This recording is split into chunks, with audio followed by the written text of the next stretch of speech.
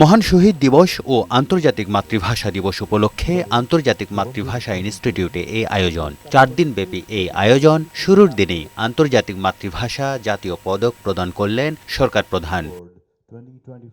এ সময় তিনি বলেন, ভাষা আন্দোলনের মাধ্যমেই একটি অসাম্প্রদায়িক গণতান্ত্রিক ভাষাভিত্তিক জাতিসত্তা ও রাষ্ট্র ব্যবস্থা গঠনের ভিত রচিত হয়। বাঙালির কাছে 21 মানে মাথা নত না করার দৃঢ় প্রত্যয়। 52-র 21শে ফেব্রুয়ারি তাই শুধু বেদনার্ত অতীতকে স্মরণ করে অশ্রু বিসর্জনের দিন নয়, বরং এক অবিনাশী প্রেরণা, সকল ধরনের অন্যায়, অবিচার, ষড়যন্ত্রের বিরুদ্ধে রুখে দাঁড়ানোর বীজমন্ত্র। তিনি বলেন, নতুন ভাষা শিখলেই নিজের ভাষা দুর্বল হয়ে যায় না। পৃথিবীর বহু দেশে একই নাগরিক সাবলীলভাবে কয়েকটি ভাষায় কথা বলবে, এটা খুবই স্বাভাবিক বলে ধরে নেওয়া হয়। তারা শৈশব নানা ভাষা স্কুলে পড়ার সময় প্রত্যেক ছাত্রকে অন্তত একটি ভিন্ন ভাষা শেখা বাধ্যতামূলক করা হয়। ছাত্ররাও আনন্দ সহকারে সেটা করে থাকে। ইংরেজি শিখলেই বাংলা ভুলে যেতে হবে, এরকম কোনো চিন্তা তাদের কারো মাথায় আসে না।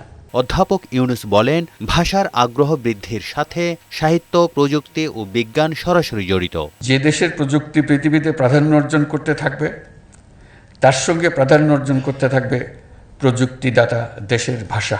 যে দেশ পৃথিবীতে নেতৃত্ব দেবে, পৃথিবী সে দেশের ভাষার দিকে ঝুঁকে পড়বে, এটাই নিয়ম। যে দেশের কিছু দেবার নেই, সে দেশের ভাষাতেও পৃথিবীর আগ্রহ নেই, অথবা থাকলেও খুব নিম্ন পর্যায়ের।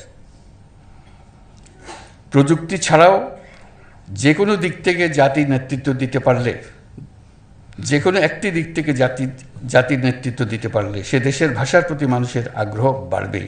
কোন অজ্ঞাত নামহীন ভাষা পৃথিবী পাল্টে দেবে তা বলা যায় না, তাই কোনো সম্ভাবনাকেই অবজ্ঞা করা ঠিক নয় বলেন প্রধান উপদেষ্টা। আজ আমরা মাতৃভাষা দিবসে সকল মাতৃভাষা উন্নয়ন ও সংরক্ষণের জন্য প্রতিজ্ঞাবদ্ধ হলাম।